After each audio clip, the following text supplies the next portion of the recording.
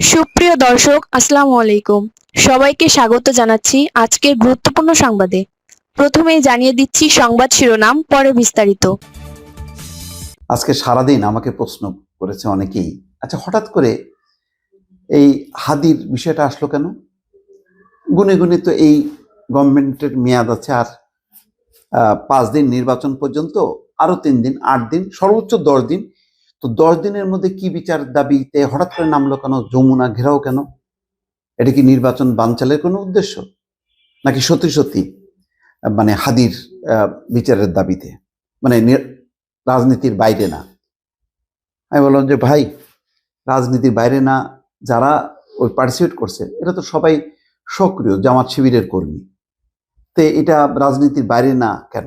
নিশ্চয়ই রাজনীতি আছে। আচ্ছা, কি রাজনীতি আছে আমরা একটু শুনি। এই ইনকলাব মঞ্চের অন্যতম নেত্রী সুরভি, চেনেন তো? খুবই অসাধারণ এক নেত্রী, যাকে গ্রেপ্তার এবং কারাগারে যাওয়া মাত্রই জামিন হয়েছিল এবং রাতের বেলায় নাহিদ ইসলাম যার বাসায় গেছিল। শোনেন তিনি কি বলছেন, শোনেন।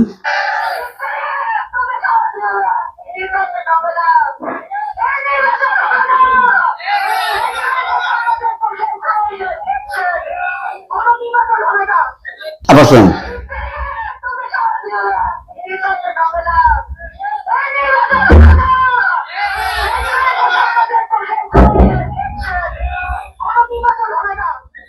নির্বাচন হবে না, ইন্টারিম, তুমি চলে যেও না। সুরভির আকুতি, সুরভির আকুতি, সুরভির আকুতি।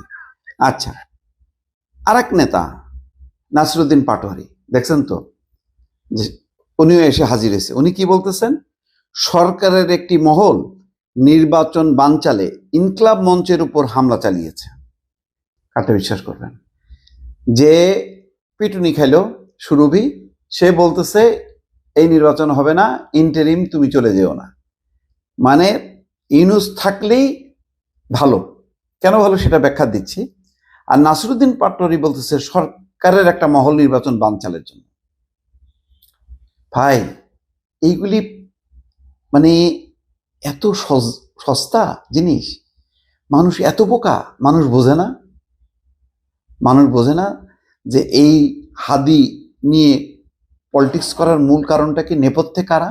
নেপথ্যে যারা, তারা তো খুব গোপন জিনিস না, প্রকাশ্যে আছে, জামাত শিবিরের। তো তারা কি বলতেছে? তারা বলতেছে ওই যে সুরভির, যে এই নির্বাচন হবে না, ইন্টারিম, তুমি যেও না। আর নাসিরুদ্দিন পাটোয়ারি উল্টা বলতেছে সরকারের একটা মহল নির্বাচন বানচালের জন্য। তাহলে ভাই, বিএনপি কি চায়? তাহলে বিএনপি নির্বাচন চায় নাকি নির্বাচন বানচাল চায়? তো নির্বাচন বানচালের জন্য যদি হইতো, তাহলে তো সমস্ত ঢাকা যতগুলো আসন থেকে নির্বাচন করতেছে প্রার্থীরা সব দলে দলে তার কর্মী নিয়ে হাজির হইতো এবং যমুনা জ্বালা দিত, তাই না? করছে তারা? তাদের কোনো সম্পৃক্ততা আছে? নেই।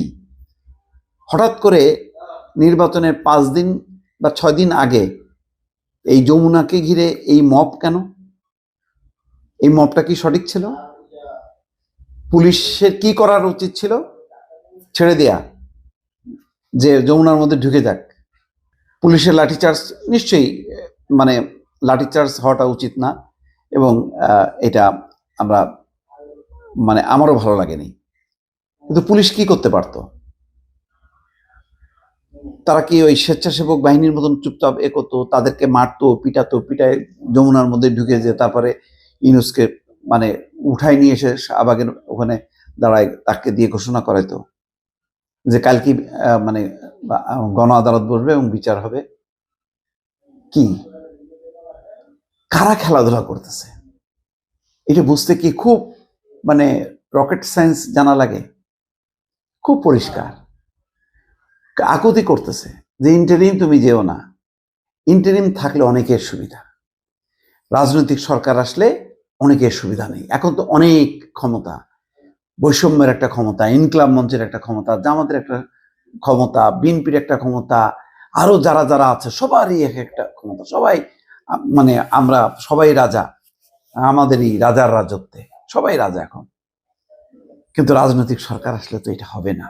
সেই কারণে নির্বাচন না হলে সুবিধা। আর নির্বাচনের কি ফলাফল হবে বোঝা যাচ্ছে না, কিন্তু এইগুলি কিন্তু আবার ইঙ্গিত করে যে কারা শেষ মুহূর্তে এসে আওলা বাজাইতে চাচ্ছে। মনে করছিল অনেকে হয়তো এই ইস্যুতে লাখো লাখো ঢাকাবাসী এসে হামলে পড়বে, 5ই আগস্টের মতন একটা পরিস্থিতি তৈরি হবে, আর একটা গণ অভ্যুত্থানের মধ্য দিয়ে নির্বাচন হোক বা না হোক আর একটা ক্ষমতার পালাবদল হবে। হইলেও সেটা